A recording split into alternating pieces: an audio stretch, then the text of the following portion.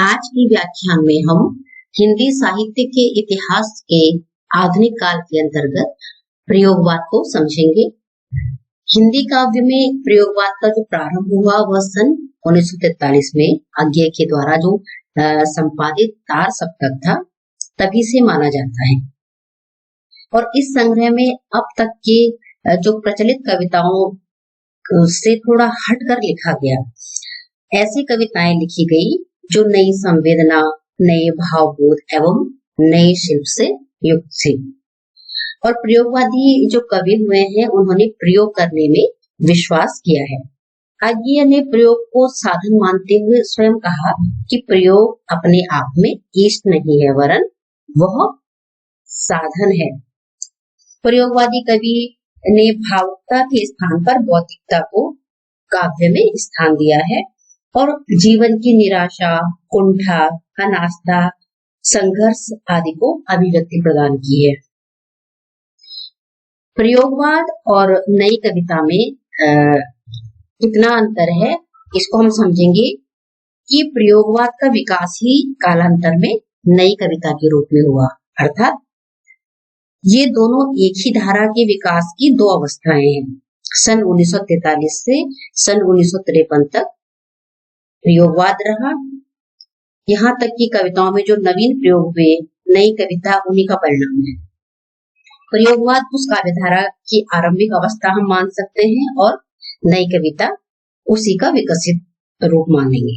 वस्तुतः प्रयोगवाद और नई कविता इनमें कोई सीमा नहीं है, क्योंकि जो पहले प्रयोगवाद रहा वही बाद में नई कविता कहा गया, अर्थात जो कवि पहले प्रयोगवादी कवि रहे हैं बाद में वही नई कविता के प्रमुख हस्ताक्षर बन गए।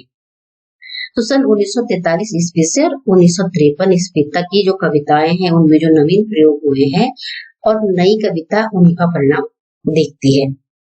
तार सप्तक का प्रकाशक अज्ञे के संपादन में हुआ और पहला जो तार सप्तक था सन 1943 ईस्वी में हुआ।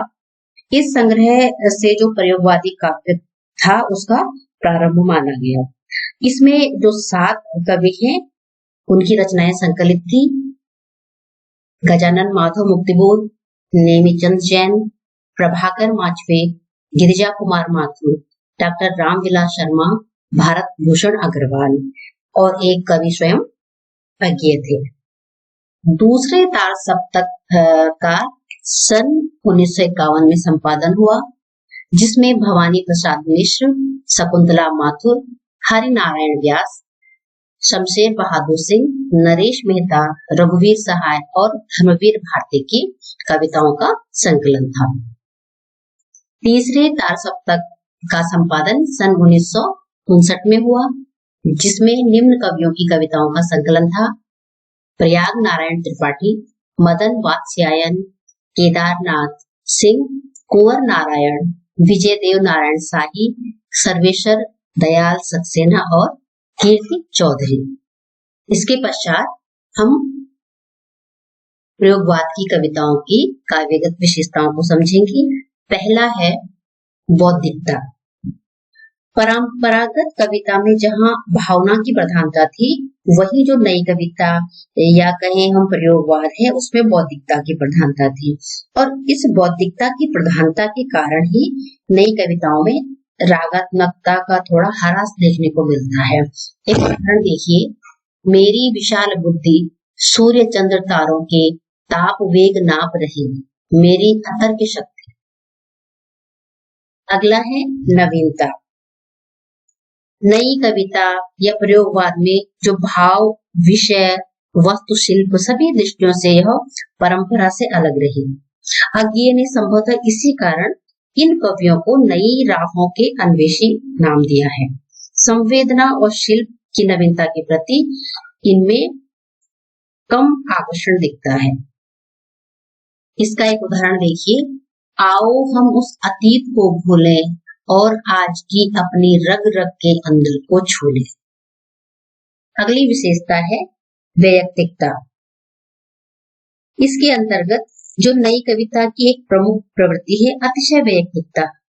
नई कविता में कवियों ने अपने व्यक्तिगत जीवन के सुख दुख को काव्य का विषय बनाकर अपनी बात को लिखा, क्योंकि कवि अपने वैयक्तिक जीवन से एकदम अलग रहकर काव्य रचना में प्रवृत्त नहीं हो सकता है। उदाहरण के लिए भारत भूषण अग्रवाल की निम्न पंक्तियां देखिए। साधारण नगर के एक साधारण घर में मेरा जन्म हुआ। अगला है क्षणवादिता।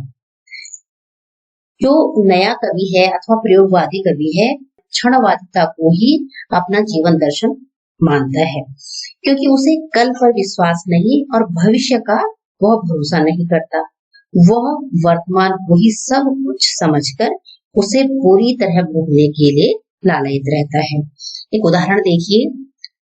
छू ले इसी क्षण, क्योंकि कल के वे नहीं रहे, क्योंकि कल हम भी नहीं रहेंगे। अगला है भोग एवं वासना। नई कविता अथवा प्रयोगवादी कविता में भोग और वासना के स्वर दिखाई देते हैं। आज का कवि प्रत्येक क्षण को केंद्रित स्तर पर भोगने के लिए उत्सुक है। एक उदाहरण के द्वारा इसको देखिए।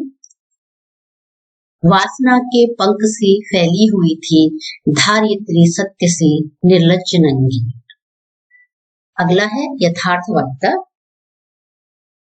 इसके अंतर्गत कवियों का जो दृष्टिकोण है वो यथार्थवादी है और जीवन को उसके वास्तविक रूप से प्रस्तुत करना इन कवियों का मुख्य उद्देश्य रहा है। और यही कारण है कि इनकी कविता की जो विषय वस्तु है उसमें प्रतीक, उपमान, भाषा इत्यादि सब यथार्थ पर आधारित है। सरल शब्दों में सहज अभिव्यक्ति करते हुए इन कवियों ने अपनी कविता को प्रस्तुत किया है। एक उदाहरण देखिए। बंद कमरे की गरमाई फिजा में गठरी सा गुड़मुड़ में दुक्का रजाई में सुन रहा, खिड़की संकरी दरारों से आती, नल पर झगड़ती औरतों की चकचक। आधुनिकता बोध। इसके अंतर्गत प्रयोगवादी कवियों ने आधुनिक मानव के जीवन में जो यातनाएं हैं, घुटन है, संत्रास है, कुंठा है, इन सबको अपने काव्य का विषय बनाया। अंधविश्वासों तथा रूढ़ियों का खंडन किया और जो भी सामाजिक वर्जनाएं थी उनको नकारने का उन्होंने प्रयास किया। परंपरागत मूल्यों की नवीन संदर्भों में उन्होंने जांच परख की और वही अपनी कविता में उनको स्थान दिया। एक उदाहरण देखिए। दुख सबको मांझता है और चाहे सबको मुक्ति देना, वह न जाने किंतु जिनको मांझता है उन्हें यह सीख देता है कि सबको मुक्त रखे। अगला है प्रणयानुभूति। प्रयोगवादी कवि ने प्रणय भावना का निरूपण किया। प्रेम को वे यौन आकर्षण ही मानते हैं। आगे की अनेक कविताओं में हमें प्रेम का यही रूप दिखाई देता है। एक उदाहरण के द्वारा इसको हम स्पष्ट कर सकते हैं। अब सोनी पलकों पर उतरा वही तुम्हारा सस्मित आनंद, वे काली सलज्ज सी आंखें, भटकी भूली सी नत चितवन। इसके अंतर्गत शिल्प भी परंपरागत काव्य से भिन्न रहा है और इस समय जो नए उपमान, नए प्रतीक और नए बिंबों को कवियों ने अपने लेखनी में उतारा है। पुराने प्रतीकों का जो जादू है, उनकी जो अर्थवत्ता है वो हो गई है, अतः नए उपमानों का प्रयोग इसमें दिखाई देता है। और ऐसा अज्ञे जी स्वयं कहते हैं कलगी बाजरे की नामक कविता में। वे लिखते हैं, देवता अब इन प्रतीकों से कर गए खोज, कभी वासन अधिक घिसने से मुलम्मा छूट जाता है। लोक संस्कृति। जो प्रयोगवादी कवि अथवा नया कवि है वो लोक से जुड़ा हुआ है। लोक जीवन की अनुभूति, उसका सौंदर्य, उसकी प्रकृति और जितने भी प्रतीक और उपमान है वो उनकी कविताओं में देखने को मिलते हैं। अज्ञेय ने तो प्रकृति का सूक्ष्म निरीक्षण भी किया है और उस पर अपनी पंक्तियां भी लिखी हैं। जैसे जागो सखी बसंत आ गया, पीपल की सूखी डाल स्निग्ध हो चली, सिरस ने रेशम से बेनी बांध ली, नीम के भी बौर में मीठास देख, हंस उठी कचनार की कली, जागो सखी बसंत आ गया। तो इस प्रकार आज हमने प्रयोगवादी कवियों के विषय में समझा और प्रयोगवाद की काव्यगत विशेषताओं को जाना।